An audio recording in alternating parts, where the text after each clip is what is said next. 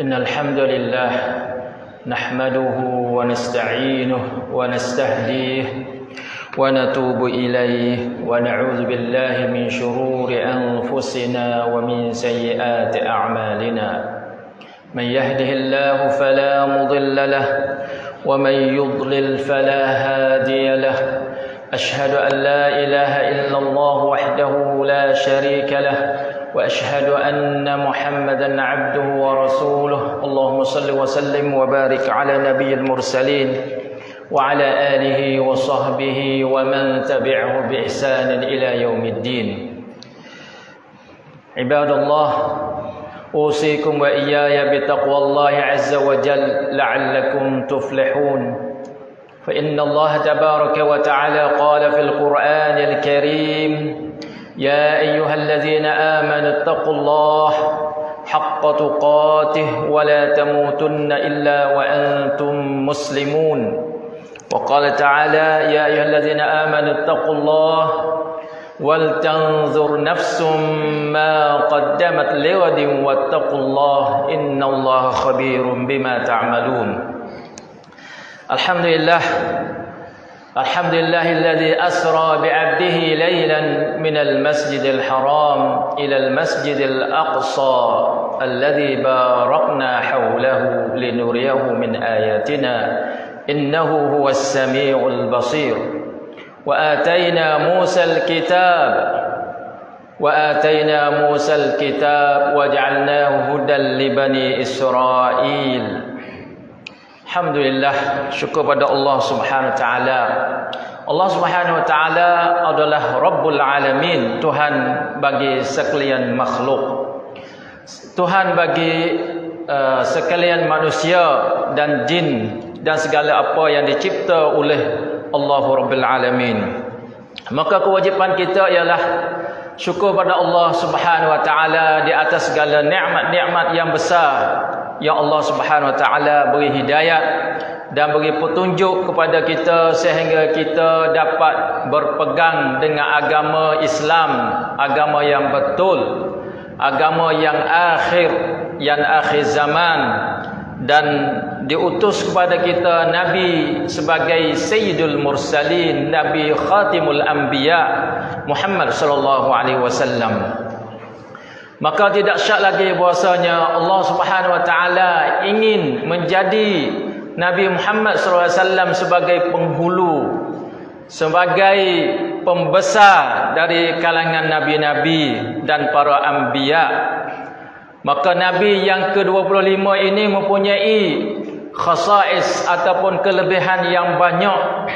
Dan dengan Nabi Muhammad sebagai Nabi yang Allah Subhanahu wa taala ingin memberitahu bahwasanya siapa yang tidak beriman kepada Nabi Muhammad, sama ada dia Yahudi ataupun Nasara ataupun agama mana sekalipun, tidak beriman kepada Nabi sutai, Nabi akhir zaman ini, maka dia adalah min ashabin nar, termasuk daripada golongan mereka yang masuk dalam neraka, waliyazbillah min zalik.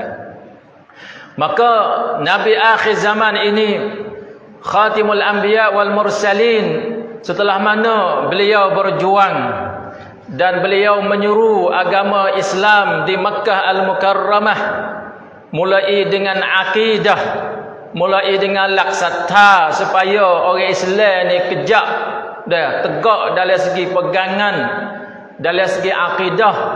Sebelum nak buat ibadat apa-apa, maka peganglah dengan pegangan yang betul.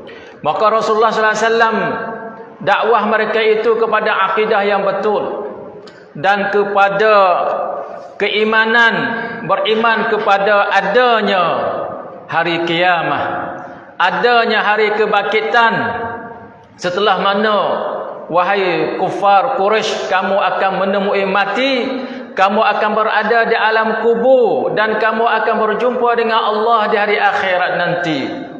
Sebab itu Allah Subhanahu wa taala memberi perintah kepada Nabi Muhammad supaya menyeru kepada akidah yang betul. Setelah mana Allah Subhanahu wa taala memerintah supaya Nabi Muhammad berkata dengan Islam, di awal-awal kali maka Nabi Muhammad naik di atas bukit Safa berkata kepada kaum Quraisy, "Inni nadhirul lakum." Aku adalah orang yang memberi peringatan kepada kamu, wahai mereka yang kufur, wahai Quraisy. Berimanlah kamu kepada la ilaha illallah, tiada Tuhan kecuali Allah, Allah yang satu, tidak dua dan tiga. Dan kembalilah kamu, bertaubatlah dan ulang kajilah diri kamu apa yang kamu salah terhadap Allah Subhanahu wa taala. Baina yaday azabin syadid, bersama aku ini ada azab yang begitu pedih, iaitu akan berlakunya hari kiamat. Tandanya bahasanya kebangkitan Nabi Muhammad ini adalah alamat, satu alamat daripada alamat hari kiamat, nak menunjukkan bahasanya hari sinlo, hari yang pasti berlaku, la raiba fi, tidak ragu-ragu lagi. Dengarlah Abu Lahab, dengarlah Abu Jahal, dengarlah mereka-mereka yang kufur di zaman itu, yang mana Rasulullah berjuang berdakwah di Mekah 13 tahun. Mereka tidak beriman kepada Allah yang satu, dan tidak mengenal ibadat, bahkan mereka hanya mengenal syirik saja. Segala bid'ah, segala khurafat, segala apa yang bertentangan dengan akidah yang betul, mereka itu mengerja segala-gala perkara yang syirik kepada Allah Subhanahu wa taala. Sehingga Nabi Muhammad SAW terpaksa hijrah kepada negeri Taif. Dia panggil มือง Taif, dekat dengan Mekah Al-Mukarramah. Cari pendakwah, cari mereka yang baru, supaya orang yang baru ni boleh beriman kepada Allah Subhanahu wa taala. Tetapi dia dapati ahli Taif juga tidak terima. Tidak terima seorang yang bernama Muhammad, waliyazubillahi min zalik. Sebaik-baik makhluk Allah mengutus sebagai nabi, sebagai rasul, supaya membawa hidayah kepada mereka dengan akidah yang betul, dengan ibadat yang sahih, menuju kepada syurga Allah. Mereka tidak ingin mengikut jalan yang betul, yang mempunyai hidayat daripada Allah Subhanahu wa taala. Bahkan mereka menghinakan Nabi Muhammad sallallahu alaihi wasallam, dan memukul dengan batu-batu sehingga berdarah, sehingga dihina Nabi Muhammad sallallahu alaihi wasallam, sehingga malaikat Jibril alaihi salam mari tanya, "Hei Muhammad, jikalau menghendaki, maka aku ingin mengambil Akhbasyain, bukit yang besar yang dua keliling Mekah ini, sehingga kita mari lepas di atas fort-fort Taif, jikalau kamu menghendaki." Tetapi Nabi yang penuh dengan rahmat dalam hatinya, Nabi yang bukan Nabi yang kasar, yang tidak tengok kepada mustakbal, kepada anakut yang comel, bahkan Nabi yang penuh dengan rahmat, sehingga dia berdoa, "Ya Allah, jikalau hamba ini mereka tidak beriman di hari ini, semoga di hari depan nanti mereka adalah ibaduka, hamba kamu yang salihin, yang ibadat kepada kamu yang betul, Allah yang satu, dan tidak melakukan syirik." Walaupun bagaimana usaha Rasulullah SAW ingin nak mendakwah, dan mereka yang berada di Taif kena dihalau keluar daripada Taif, dizalim, dan kembali kepada negeri Mekah kali yang kedua. Dan di situ juga fuk-fuk Quraisy menzalim dan menghina Nabi Muhammad SAW, sehingga Allah Subhanahu wa taala nak menyejukkan dan nak pelajai Nabi kita Muhammad SAW supaya jangan putus asa, takutnya putus semangat. Sehingga ada beberapa riwayat kata Nabi Muhammad ni nak bunuh diri dah. Naik atas bukit nak bunuh diri dah. Apa yang Allah kehendak kepada suasana Mekah, yang mana Nabi berusaha 13 tahun, bahkan 10 tahun, sehingga hijrah kepada Taif, tidak memelukki agama Islam kecuali beberapa orang saja.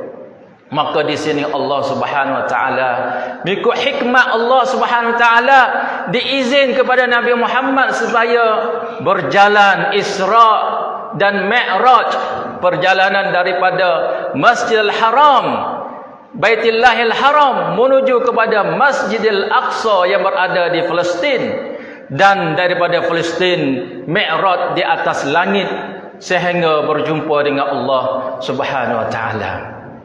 Nak menunjukkan bahawasanya apabila ahli bumi tidak terima risalah, tidak terima ajaran yang comel daripada Allah Subhanahu Wa Taala sehingga mereka muzalim Nabi Muhammad, menghalau kuat, tetapi mereka yang berada di atas langit masih suka kepada kamu, hai Muhammad sallallahu alaihi wasallam. Mereka yang berada di atas langit masih nak berjumpa dan nak muliakan Nabi Muhammad sallallahu alaihi wasallam. Di sinilah berlaku Isra dan Mi'raj.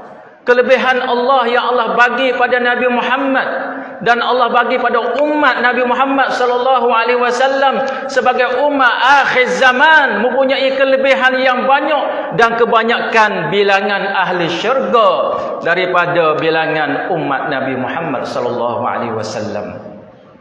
Maka berlakulah Isra dan Mi'raj. Bulan Rajab, dan salah satu pendapat bahasanya berlakunya Isra dan Mi'raj di malam 27. Malam ni hari ni 20 nerah atau 25 bulan Rajab. Mengikut salah satu pendapat, dan Isra dan Mi'raj ini berlakunya di bulan Rajab malam 27. Tu satu pendapat saja. Tak boleh kita nak jenjan kata cerak berlaku sungguh bulan Rajab, sebab ada pendapat yang mengata berlaku di bulan Rabiul Awal dan berlaku di bulan-bulan lain. Itu ada hikmah yang Allah tidak menentukan masa tertentu. Ada hikmah supaya janganlah kita terlalu fokus, terlalu orang panggil cok-cong satu hari itu saja, hari yang kita kena besar, hari kita kena lian celong, hari yang kita kena semangat ibadat siapa jamu makanan dan sebagainya. Ini adalah kelebihan-kelebihan. Hari besar Islam cara umumnya tidak mesti kita kenal bahawasanya hari inilah hari jadi, hari sungguh. Seperti hari beranak Nabi ada khilaf juga. 12 Rabiul Awal kata setengah, 9 Rabiul Awal kata setengah.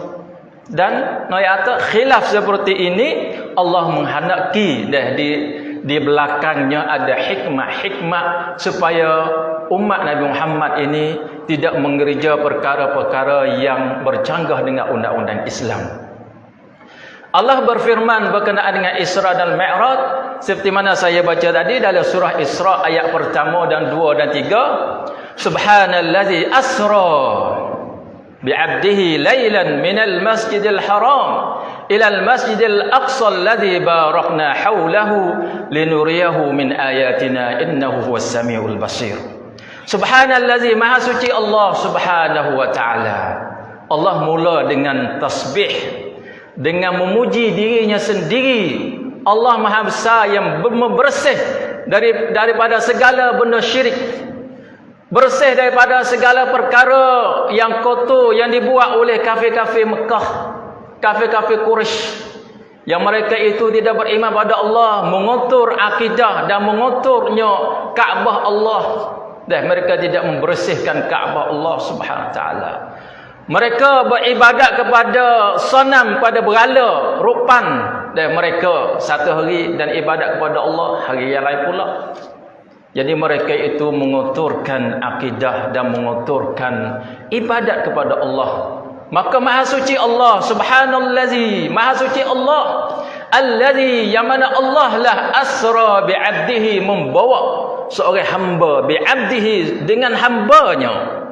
Ini menunjukkan bahasanya berlaku Isra ini dengan Nabi Muhammad sendiri, bi'abdihi, Nabi Muhammad sendiri dengan tubuh, dengan ruh rang, bukan dengan mimpi seperti mana satu pendapat kata dak, Nabi Muhammad mimpi duduk di rumah tengok Huang Fang, tengok dah kata hekan Isra ni tam tasnak neng ka bawa เกิดขึ้นในขณะที่รอซูลุลลอฮ์นอนอยู่ไงฝันเห็นว่าไปเจอกับพระองค์อัลลอฮ์ Subhanahu wa taala.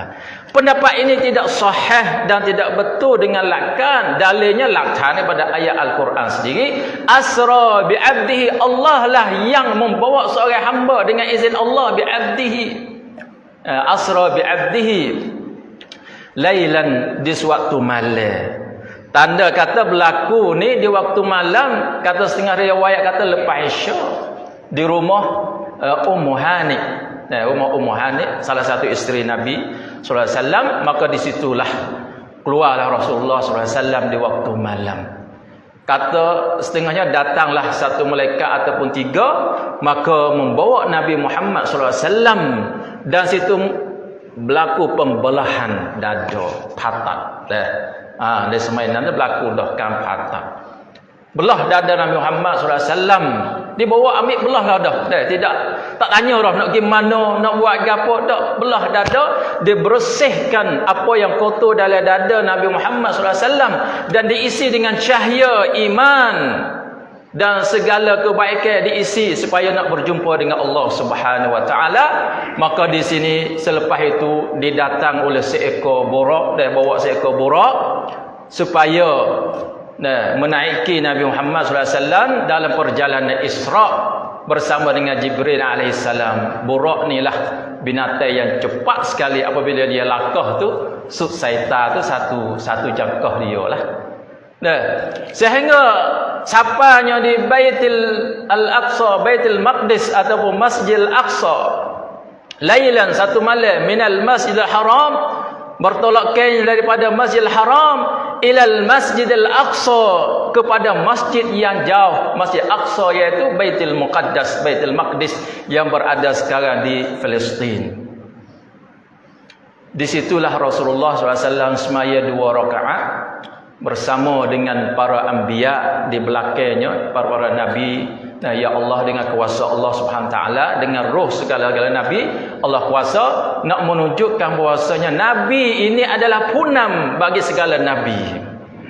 Sayyidul Anbiya wal Mursalin, seorang nabi pemuda akhir zaman dibangkit jadi nabi terakhir, dan di belakangnya adalah nabi-nabi yang dulu, nak menunjukkan bahawasanya ini adalah akhir nabi, penghulu segala nabi, pembesar segala nabi yang akan memerintah dunia semuanya, akan memerintah Makkah Al-Mukarramah dan akan memerintah kawasan negara-negara di Palestin. Sebab itu tingginya pangkat Rasulullah, mulianya Allah Subhanahu Wa Taala memberi tanah radab kepada nabi kita, nak menunjukkan bahwasanya siapa yang berada di Palestin dulu, orang Yahudi, orang Nasara dan Bani Israel.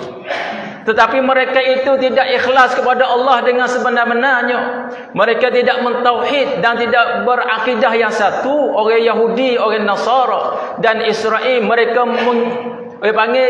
mengotorkan Baitul Maqdis. Baitul Maqdis yang Tuhan wi pada dia supaya suruh jaga. Masjid Al-Aqsa wi pada orang Yahudi, Bani Israel, keturunan Nabi Yaqub alaihissalam.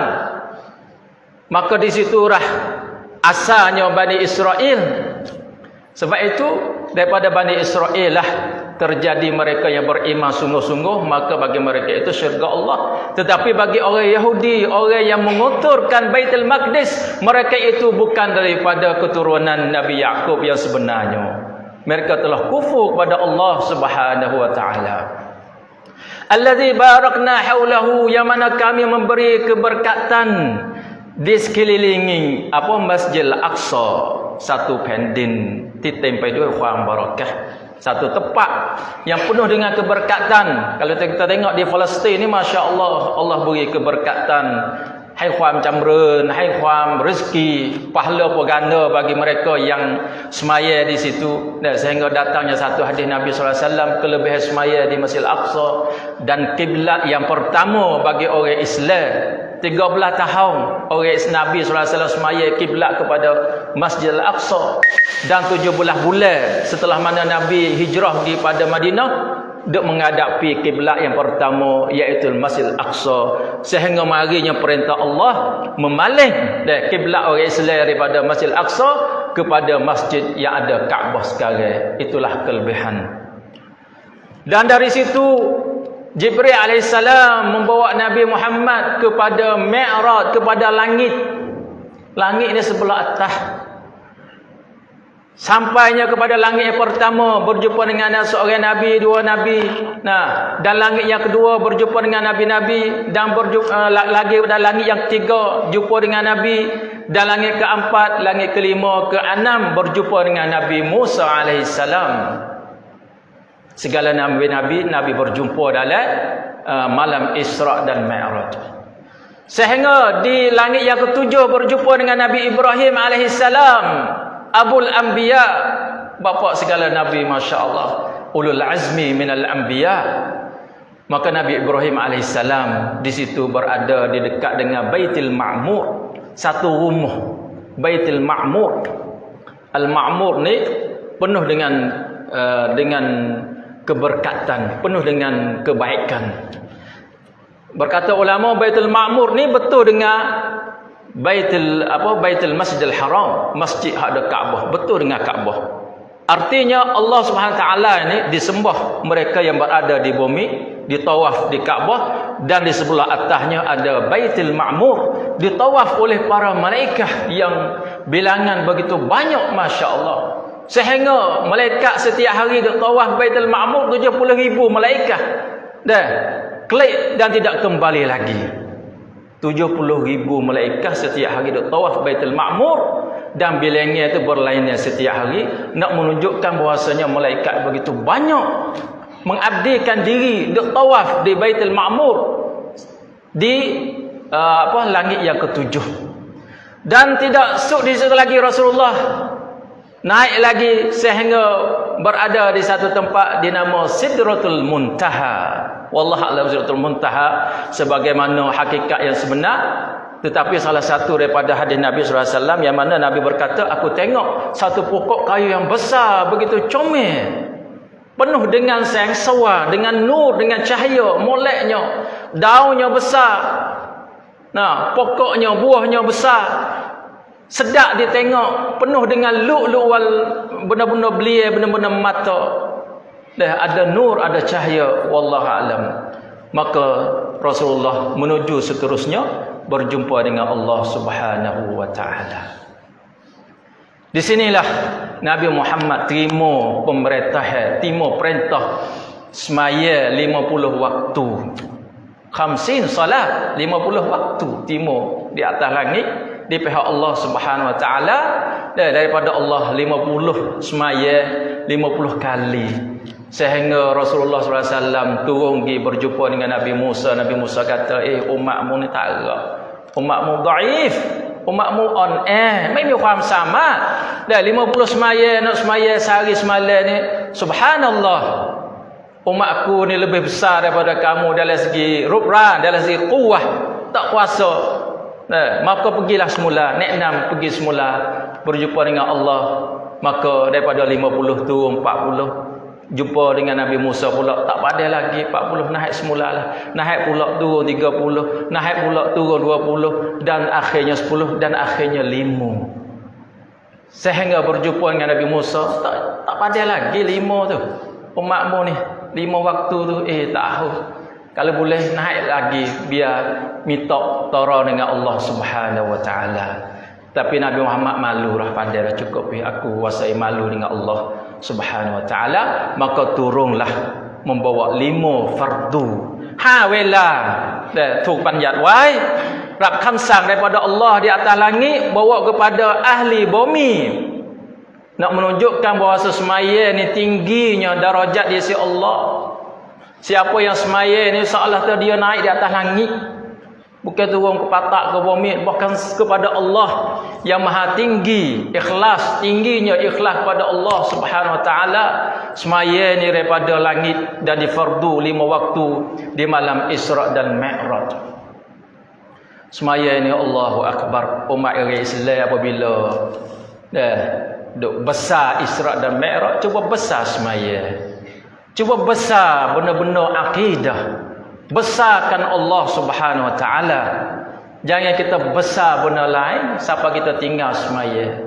Besar dan benar-benar sangkum, benar-benar masyarakat, benar-benar percuma, benar-benar kamu yang pokok, siapa kita lupa semaya, tak menjaga ke semaya. Itu adalah alamat-alamat ahli neraka. Siapa yang Allah fardu semaya, dia kena semaya 5 waktu, dan semaya galik-galik, semaya lengah-lengah, malah-malah, bahkan orang yang tinggal semaya, itulah alamat ahli neraka. Waliyazubillah min zalik. Tandanya mereka itu tidak ingin kebesaran, tidak ingin tanah ti sungsung, pengkak yang tinggi, yang Nabi Muhammad mengambil semaya di atas langit kepada Allah yang satu, fardu semaya 5 wela ni. Allahu Akbar, kita masih tak memberi harga lagi. Maka umat yang bergaduh dengan Isra' Mi'raj ini, cuba bergaduh hak semaya kata. Cuba bergaduh hak akidah. Cuba bergaduh hak ilmu ghaib yang kita terkadang akal kita nak terima tak boleh. Alam kubur ada semua kedak ilmu ghaib, benda ghaib. Benda bangkit hari kiamat ada semua kedak. Benda makhluk di atas langit yang pertama, malaikat langit yang kedua, ada malaikat, ada makhluk, semua kedak. Akidah kita terhadap Isra' dan Mi'raj itu penting. Percayanya bahasanya hikah ni kekencing. Rasulullah SAW perjalanan daripada Mekah, Masjidil Aqsa, naik di atas langit dan berjumpa dengan Allah. Allah Maha Besar, dapat timur, Allah di pihak tinggi, mempunyai tinggi di atas arasy, sesuai dengan kehendak Allah, dengan sifat Allah. Naik atas tuabut ataupun laktan nusus ni dalam Islam dia boleh masuk ke mari, tidak boleh katuk paiman. Apabila kita beriman bahasa Mi'raj berlaku di pihak atas, Allah Maha tinggi, Ar-Rahman 'alal arsy istawa. Allah tinggi di atas arasy, mengikut yang dia kuasa dan mengikut apa yang layak bagi Allah Subhanahu wa taala, maka inilah mesti kita beriman. Akidah ahli sunnah wal jamaah ini, nah, salah satunya beriman seperti ini, tidak bercanggah dengan hawa nafsu, tidak bercanggah dengan perkara-perkara yang dia panggil sama-sama Al-Quran dengan Al-Quran tidak bercanggah. Al-Quran tidak bercanggah dengan hadis Nabi. Akidah yang betul tidak bercanggah dengan kisah Isra' dan Mi'raj. Sebab itu ahli sunnah wal jamaah mempunyai akidah yang betul, yang selaras dan akal fikiran kita ni boleh terima. Bukan tak boleh nak terima. Sebab itu akidah di hari ini wai pening masyarakat. Terkadang satu akidah tidak diterima oleh Quran dan oleh sunnah dan tidak boleh diterima oleh akal kita. Tak boleh terima. Akal wasa sabsun akidah pasal ni. Sabsun pasal ni wasa tak kena. Tapi jangan juga kita terima dengan sebab Tuhan kita ialah hawa nafsu, bukan Allah Subhanahu wa taala. Hawa Tuhan kita adalah hawa nafsu, ataupun akal fikiran kita adalah perkara yang menentukan akidah kita, bukan Al-Quran dan Sunnah yang menentukan akidah kita. Waliyazbillah min dzalik. Aqulu qawli hadza wa astaghfirullah li wa lakum wa ufawwidu amri ila Allah, innallaha basirun bil ibad. Allahumma shalli ala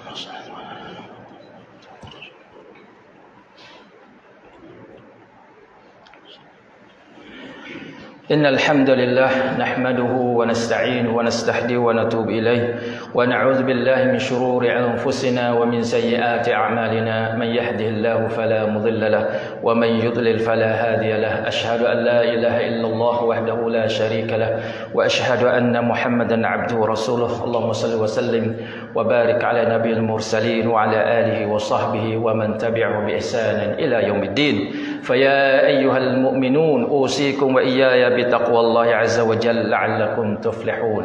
Alhamdulillah, syukur pada Allah Subhanahu wa taala. Allah beri nikmat kepada kita yang banyak. Allah beri senang, beri kesihatan dan beri kita ni boleh mari semaya Jumaat dan boleh iqamatis salah, mendirikan semaya 5 waktu, boleh hijab. Alhamdulillah.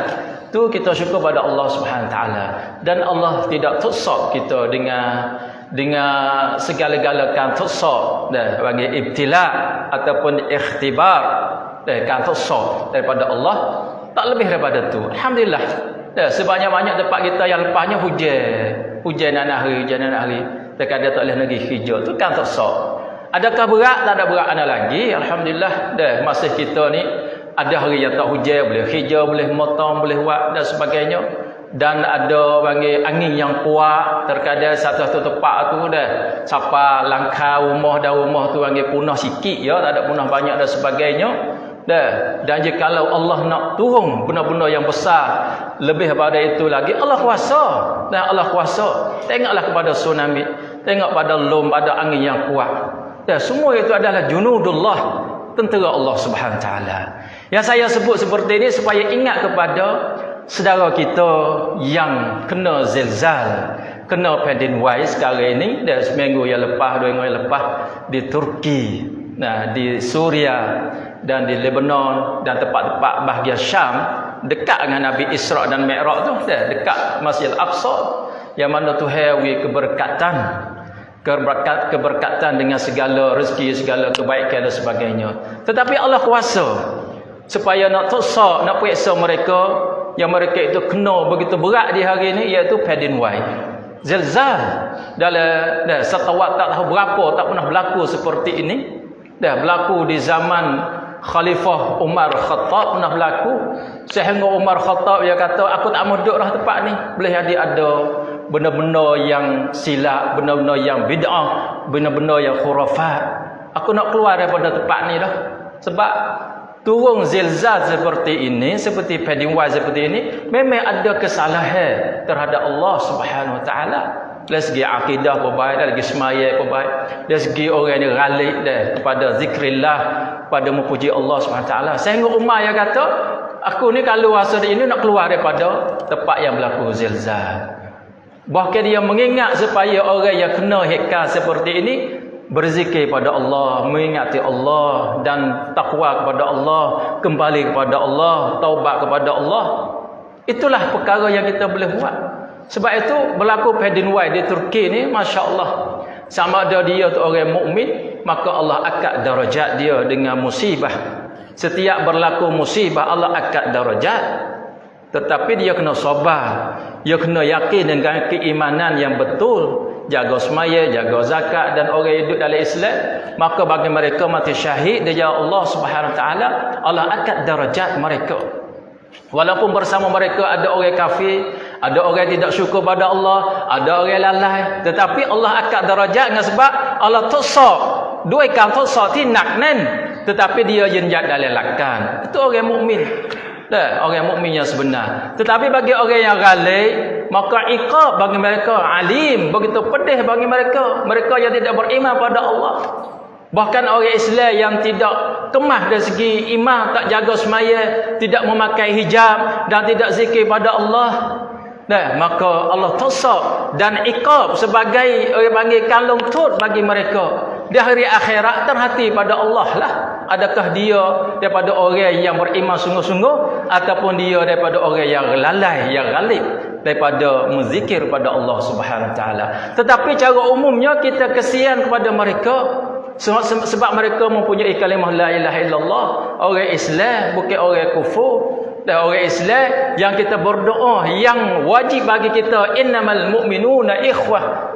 Orang mukmin adalah pinangkan, kita kena harta bantuan dengan harta kita, dengan duit, dengan tenaga kita, dan dengan palang hang iman, kan doa kita. Dan kita berdoalah dalam qiyamul lail, dalam sujud, dalam semaya, supaya Allah terima mereka yang mati sebagai syahid di jalan Allah. Bagi mereka yang hidup, supaya Allah menunjuk pada jalan yang lebih baik lagi. Allah beri rezeki, dan Allah mereka itu lebih kuat lagi dari segi iman, dari segi ibadat, dan Allah menjaga mereka lagi. Itulah yang kita perlu di hari ini. Maka alhamdulillah tempat kita ni banyak radum dah, kan cuila di sini pun baik, di mana pun baik, masya-Allah. Nak menunjukkan bahasanya umat kita di tempat kita ni mikan funfu dah Islam. Puasa kata kita ni sikit cai tu kata tak boleh weh. Ni tak tanda kata maju dah Islam tempat kita ni. Dah maju dah. Bukan kata mengajar agama tak kenal. Saudara kita mati hidup di Turki, di Suria, di Mekah, di Saudi, di mana. Dah orang Islam ni orang yang peduli kepada ikhwah sendiri. Tandanya kata sempurna iman. Sempurna iman. Sebab dalam Islam ni bukan orang yang beriman duduk dalam masjid saja dak. Tak cara dengan sangkum, tak cara dengan masyarakat, tak cara dengan hubungan dengan manusia lain. Itu nak buat orang panggil. Dalam Islam ini nak buat. Dalam Islam yang tak buat orang ibadat sebagai nak buat seperti agama lain. Dah, orang nak kenal Islam kena dalam masjid yo. Dalam masjid-masjid luar tak kenal orang, tak kerja, tak mencari rezeki. Tu panggil agama yang menjadikan kita sebagai nak buat. Dalam Islam tidak ada nak buat. Dalam Islam, tok guru, baba, orang mengajar, ustaz masuk dalam masjid dan kena keluar di masjid, kena menyebar, kena berhijau, kena bergaul dengan orang lain dan kena mengambil berat sama ikhwah sendiri. Alhamdulillah. Maka pada akhir ini marilah sama-sama kita berdoa supaya mereka itu dapat dapat berjaya, dapat selamat daripada kantosa bala yang turun di atas mereka. Sebab akhir zaman ni dalam satu hadis Nabi berkata, la taqumus saah, tidak berlakunya hari kiamat. La taqumus saah, kecuali berlaku hekal ni จะไม่เกิดขึ้นวันกิยามะห์จะไม่เกิดขึ้นยกเว้นเมื่อมีเหตุการณ์เหล่านี้ ada เหตุการณ์ yang akan berlaku 2 3 hatta yuqbadal ilmu sehingga dipegang ilmu, tarik ilmu dengan mati ulama, dengan tidak ada ilmu orang yang mengajar ilmu yang sahih, tidak ada ilmu yang bid'ah, ilmu yang khurafat, ilmu yang sesat. Maka ini alamat kiamat.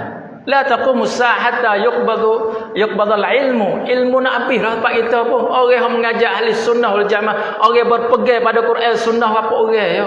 Kebanyakan nak berpegang dengan benar-benar syahwat, benar-benar pilihan manusia, benar-benar bid'ah dan khurafat. Maka takut-takutlah supaya Tuhan ni akad ilmu.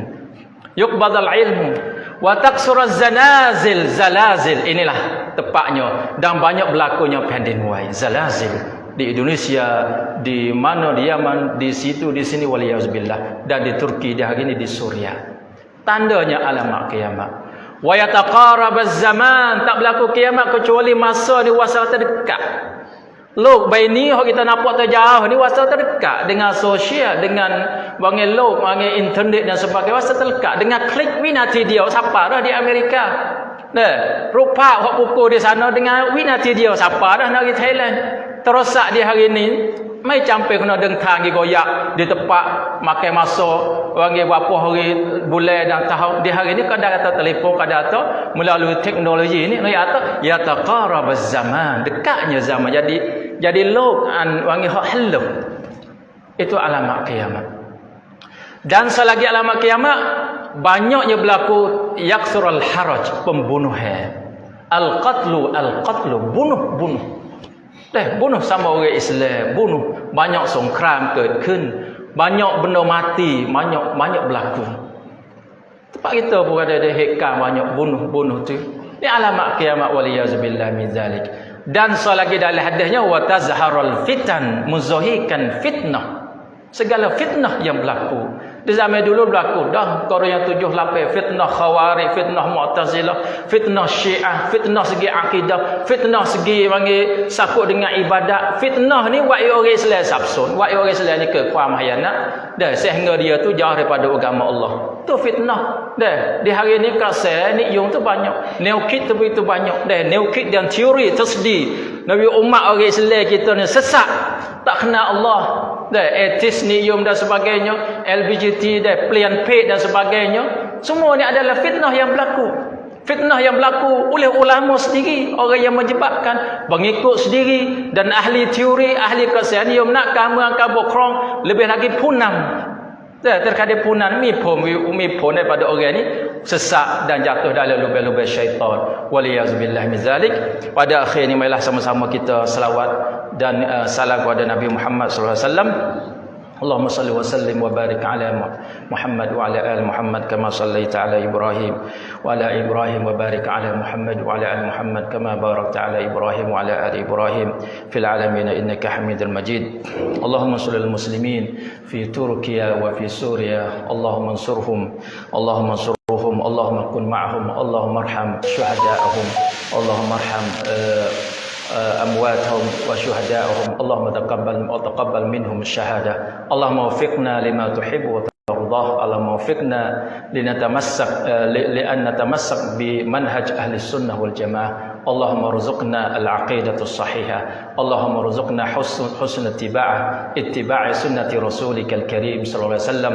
Allahumma ij'alna minas salihin, Allahumma ij'alna minal muttaqin, wa adkhilna jannatan na'im bi rahmatika ya arhamar rahimin. Rabbana atina fid dunya hasanah wa fil akhirati hasanah wa qina adzaban nar. Ibadallah, innallaha ya'muru bil 'adli wal ihsan wa ita'i dzil qurba wa yanha 'anil fahsya'i wal munkar wal baghi ya'izukum la'allakum tadhakkarun. Fadhkurullaha al-'azima yazkurkum washkuru 'ala ni'amihi yazidkum wa la dzikrullahi akbar wallahu ya'lamu ma tasna'un.